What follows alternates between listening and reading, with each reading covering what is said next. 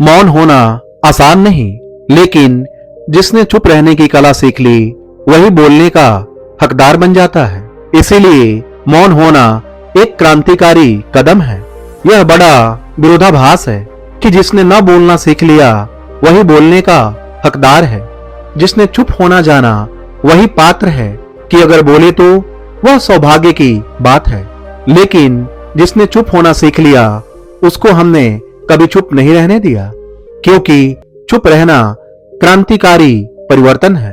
कहते हैं बुद्ध को जब ज्ञान प्राप्त हुआ तो वह 7 दिन तक चुप रह गए। चुप्पी इतनी मधुर थी, ऐसी रसपूर्ण थी, ऐसा रोम रोम उसमें सरोबार था कि उन्हें बोलने की इच्छा ही न जगी। कहते हैं देवलोक थरथराने लगा। अगर सच में कहीं देवलोक होगा तो जरूर थरथराया होगा। कहते हैं ब्रह्मा स्वयं घबरा गए। बुद्ध को बोलने के लिए राजी करना ही पड़ेगा। जो भी मौन का मालिक हो गया उसे बोलने के लिए मजबूर करना ही पड़ेगा।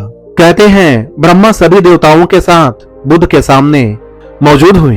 वे उनके चरणों में झुके।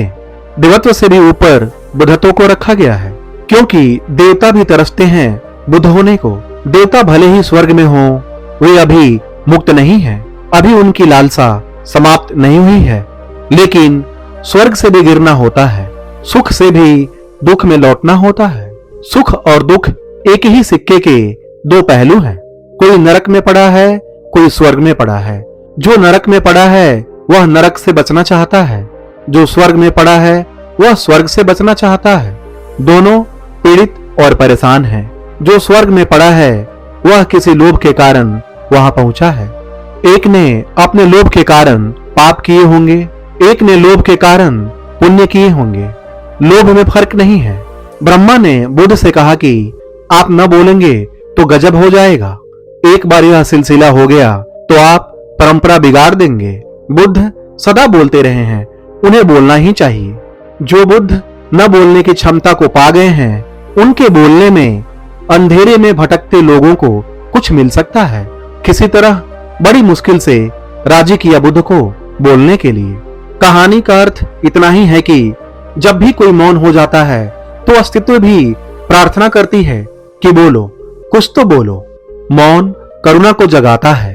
बोलना भी अलग अलग होता है। साधारण आदमी वासना से बोलता है, बुद्ध पुरुष करुणा से बोलते हैं। जो मौन सिद्ध है वह करुणा से बोलता है। साधारण आदमी इसलिए बोलता है कि बोलने से शायद कुछ मिल जाए। बुद्ध पुरुष इसलिए बोलते हैं कि शायद बोलने से कुछ बट जाए। जब ध्यान की वीणा पर संगीत उठता है तब मौन मुखर होता है, तब शास्त्र निर्मित होते हैं। जब भी कभी कोई वाणी के पार चला गया उसकी वाणी शास्त्र हो जाती है। पहले तो मौन को साधो, मौन में उतरो, फिर जल्दी ही वह घड़ी भी आएगी जहां तुम्हारे मौन से वाणी उठेगी। तब उसमें प्रामाणिकता होगी, सत्य होगा, क्योंकि तब तुम जो भी बोलोगे दूसरे के भय के कारण न बोलोगे। तुम दूसरों से कुछ मांगने के लिए न बोलोगे, तब तुम देने के लिए बोलते हो। तब भय कैसा?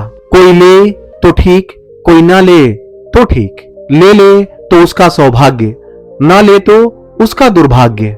जो तुमने पाया तुम बांटते गए। तुम पर यह लांछन न रहेगा कि जब पाया तो छिपा कर बैठ गए। यह पाना कुछ ऐसा है कि इसमें बांटने की अभिप्सा साथ में ही होती है। जैसे फूल जब खिलता है तो उस खिलने में ही गंध का बटना भी छिपा है।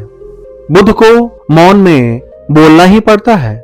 जब फूल खिलता है सुगंध को बिखेरना ही पड़ता है। जब दिया जलता है तो किरणें बिखरती है चारों ओर।